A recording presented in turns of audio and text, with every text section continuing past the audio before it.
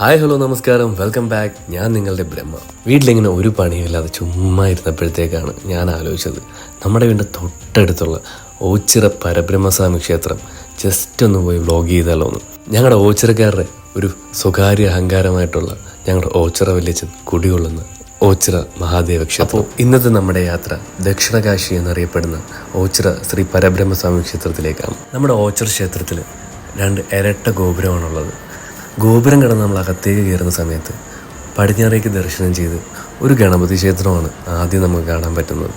നമ്മളെല്ലാവരും ഇവിടെ പ്രാർത്ഥിച്ചതിന് ശേഷമാണ് നമ്മൾ ക്ഷേത്രത്തിലേക്ക് പോകുന്നത്. വലിയ ഗ്രൗണ്ടാണ് നമുക്കിവിടെ ഉള്ളത്. ഒരുപാട് വണ്ടികൾ പാർക്ക് ചെയ്യാം. ഉത്സവ സമയമായി കഴിഞ്ഞാൽ ഇതെല്ലാം നിറഞ്ഞിരിക്കും. അപ്പുറത്തും ഇപ്പുറത്തുമൊക്കെ ആയിട്ട് ഒരുപാട് കുഞ്ഞു കടകൾ കാണാം.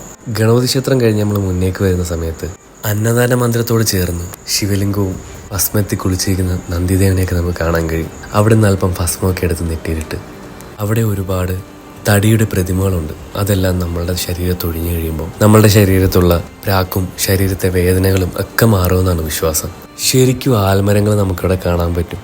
ചില സമയങ്ങളിൽ വൈകുന്നേരത്ത് ഞാൻ ഒരുപാട് നേരം വന്ന് ഇവിടെ ഇരിക്കാറുണ്ട്. എനിക്ക് ഒരുപാട് വിഷമം വരുമ്പോഴും സന്തോഷം വരുമ്പോഴും ഇവിടെ വന്നിരുന്ന് കുറച്ച് നേരം ആ കാറ്റൊക്കെ കൊണ്ട് അമ്പലത്തിലെ സംഗീതം എല്ലാം കേട്ട് കഴിയുമ്പോൾ ഒരു പ്രത്യേക അനുഭൂതി തന്നെയാണ്. ഈ കാണുന്നതാണ് ക്ഷേത്രത്തിലെ പരബ്രഹ്മ ഓഡിറ്റോറിയം. ഇവിടെ മിക്കവാറും ഓരോരോ പ്രോഗ്രാംസുകൾ നടക്കാറുണ്ട്. നമുക്ക് കിഴക്കും പടിഞ്ഞാറുമായിട്ട് വലിയ 2 ആൽമരങ്ങൾ കാണാം. അവിടെയാണ് നമ്മുടെ ഓച്ചിറ വല്യച്ഛൻ കുടിയിരിക്കുന്നത്. ഇവിടുത്തെ ഏറ്റവും വലിയ പ്രത്യേകത എന്താ പറയുമോ, ഇവിടെ ശ്രീകോവിലോ പ്രതിഷ്ഠയോ പൂജാവിധികളോ ഒന്നുമില്ല.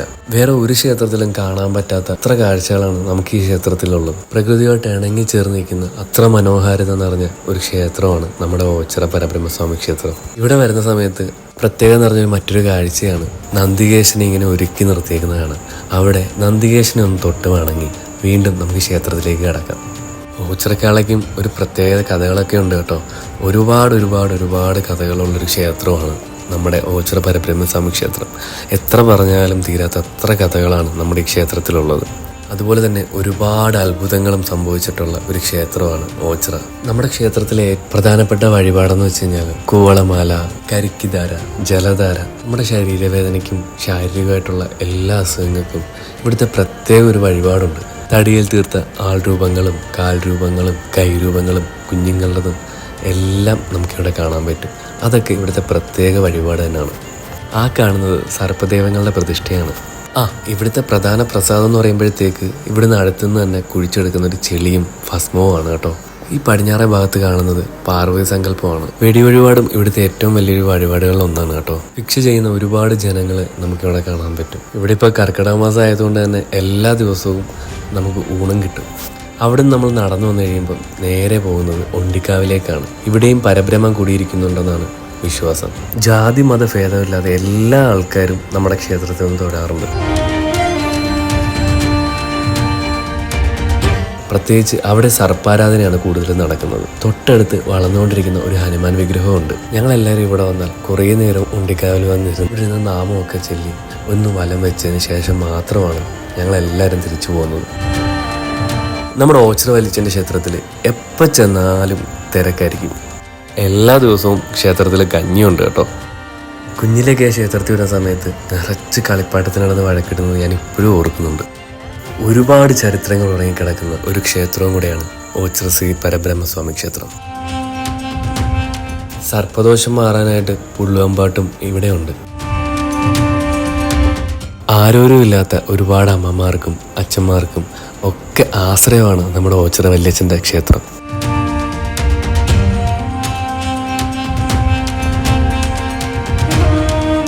ഇവിടെ ഇപ്പം പുതിയതായിട്ട് പണിഞ്ഞ നക്ഷത്രവനം എന്ന ഒരു കോൺസെപ്റ്റിൽ പുണ്യപൂങ്കാവനം എന്നാണ് പേരിട്ടേക്കുന്നത്.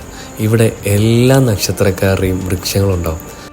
എൻ്റെ വൃക്ഷം കരിമരമാണ്. ഞാൻ എപ്പോൾ വന്നാലും ഒന്ന് തൊട്ട് വണങ്ങി അവിടെ കുറേ നേരം ഇരുന്നതിന് ശേഷം മാത്രമേ ഇവിടുന്ന് പോവുള്ളൂ. ഇവിടെ ഇരിക്കാൻ പ്രത്യേക ഒരു സുഖമാണ്. എത്ര വിഷമം ഉണ്ടായാലും ഇവിടെ വന്ന് ഒരു 10 മിനിറ്റ് ഇരുന്നാൽ തന്നെ നമ്മളുടെ എല്ലാ വിഷമങ്ങളും സങ്കടങ്ങളും ഒക്കെ മാറി നല്ല ഒരു പുതിയ ഉണർവ് തന്നെ നമുക്ക് കിട്ടും. അതുകൊണ്ട് തന്നെ എനിക്ക് എന്ത് വിഷമം വന്നാലും ഞാൻ ആദ്യം ഓടി വരുന്നത് ഓച്ചിറ വല്യച്ഛൻ്റെ അടുത്തേക്കായിരിക്കും. ഞാൻ മാത്രമല്ല കേട്ടോ, നമ്മുടെ ഓച്ചിറക്കാരെല്ലാം അങ്ങനെ തന്നെയാണ്. അതിമനോഹരമായിട്ടുള്ള പച്ചപ്പ് നിറഞ്ഞ കാഴ്ചകളും നമുക്ക് ഇവിടുത്തെ ഏറ്റവും വലിയൊരു പ്രത്യേകതയാണ്. തൊട്ട് നടുക്കായിട്ട് നമ്മുടെ നന്ദീശ്വരനും ഇരിപ്പുണ്ട്. എന്തെങ്കിലും പ്രത്യേകതയുള്ള സമയത്ത് നമ്മളവിടെ വരുന്നെന്നുണ്ടെങ്കിൽ നമുക്ക് ഇങ്ങനൊന്നും ഇവിടെ ഇരിക്കാൻ പറ്റില്ല കേട്ടോ. നിറയെ ജനങ്ങളായിരിക്കും. ലക്ഷക്കണക്കിന് ജനങ്ങളാണ് ഓരോ വർഷവും നമ്മുടെ ക്ഷേത്രത്തിൽ വന്നു പോകുന്നത്.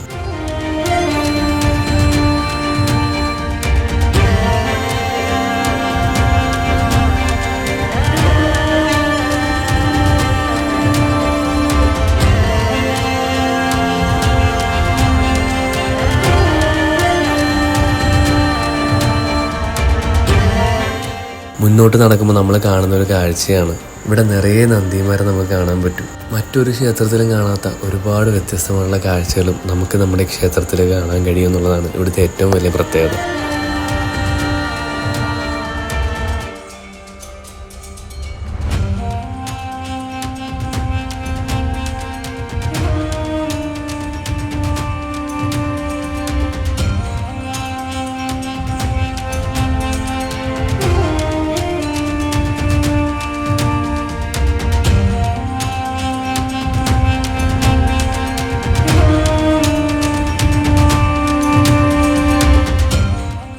ഹിന്ദു ആചാരപ്രകാരം എല്ലാ ദേവന്മാരും ഈ ക്ഷേത്രത്തിൽ കൂടിയിരിക്കുന്നുണ്ടെന്നാണ് വിശ്വാസം. ഇവിടെയെല്ലാം തൊഴുത് മുന്നോട്ട് വരുന്ന സമയത്ത് ഇടത്തെ സൈഡിൽ നമുക്ക് അയ്യപ്പസ്വാമി ക്ഷേത്രവും ദേവീക്ഷേത്രവും ഒക്കെ നമുക്കിവിടെ കാണാൻ കഴിയും. ക്ഷേത്രത്തിൻ്റെ ചരിത്രവും ക്ഷേത്രത്തിൻ്റെ കഥകളും ഒക്കെ അറിയണമെന്നുണ്ടെങ്കിൽ നിങ്ങളൊന്ന് കമൻറ്റ് ചെയ്യുക. അങ്ങനെയാണെന്നുണ്ടെങ്കിൽ ഞാൻ ഇതിനെക്കുറിച്ച് കൂടുതൽ പഠിച്ചതിന് ശേഷം ഒരുപാട് ആൾക്കാരോട് ചോദിച്ചതിന് ശേഷം ഇതിൻ്റെ കഥകളൊക്കെ എടുത്ത് ഞാൻ ഓരോരോ വീഡിയോസായിട്ട് അപ്ലോഡ് ചെയ്യാം. നമ്മുടെ ഒരു യാത്രാ ചാനലായതുകൊണ്ടാണ് കേട്ടോ ഞാൻ അങ്ങനെ ഡീറ്റെയിൽസ് ആയിട്ടൊന്നും പറയാത്തത്. ഒരുപാട് കഥകളാണ് നമ്മുടെ ക്ഷേത്രത്തെക്കുറിച്ച് പറയാനുള്ളത്. ഞാൻ കേട്ടതും കണ്ടതുമായിട്ടുള്ള ഒരുപാട് കഥകൾ. അന്നദാനമാണ് ഇവിടുത്തെ ഏറ്റവും വലിയ വഴിപാട് കേട്ടോ. 100-ലേറെ ആൾക്കാർക്ക് താമസിക്കാൻ പറ്റിയ അതിഥി മന്ദിരമൊക്കെ നമ്മുടെ ക്ഷേത്രത്തിലുണ്ട്. വൃശ്ചികത്തിൽ 12 ദിവസവും ഇവിടെ കുടില് കെട്ടിയിട്ട് ഇരിക്കുന്ന ഒരു ആചാരം കൂടെ ഉണ്ട്. ആയിരക്കണക്കിന് ആൾക്കാരാണ് ആ സമയത്ത് ക്ഷേത്രത്തിൽ വന്ന് 12 ദിവസം കുടിലിരിക്കുന്നത്. ഇവിടുത്തെ ഓച്ചിറക്കളിയും വളരെ ഫേമസ് ആണ് കേട്ടോ. ഏറ്റവും വലിയൊരു പ്രത്യേകതയാണ് ഓച്ചിറക്കാള. 100 കണക്കിന് കരകളിൽ നിന്നാണ് ആൾക്കാർ കാളയെ കെട്ടിക്കൊണ്ടുവരുന്നത്.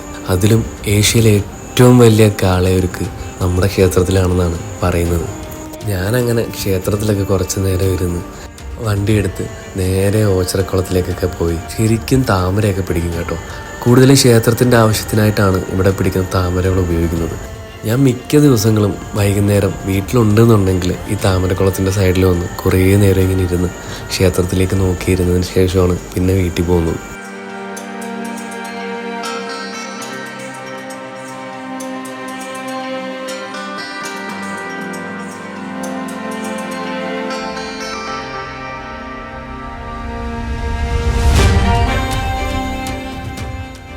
പുറത്തേക്ക് ഇറങ്ങുന്ന സമയത്ത് ഒരുപാട് കടകളാണ് നമുക്കിവിടെ ഉള്ളത്.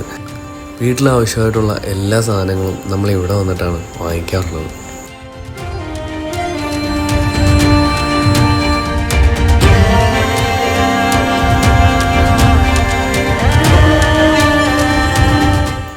ഈ കാണുന്നത് ക്ഷേത്രക്കുളമാണ് കേട്ടോ. നമുക്കിവിടെ എല്ലാവർക്കും വന്ന് കുളിക്കാനൊക്കെ പറ്റും. പ്രയാർ സ്കൂൾ. ഈ സ്കൂളിൻ്റെ ഏറ്റവും വലിയ പ്രത്യേകത എന്ന് വെച്ചാൽ സ്കൂളിൻ്റെ ഗ്രൗണ്ട് നിൽക്കുന്നത് കൊല്ലം ജില്ലയിലും സ്കൂൾ നിൽക്കുന്നത് ആലപ്പുഴ ജില്ലയിലുമാണ്.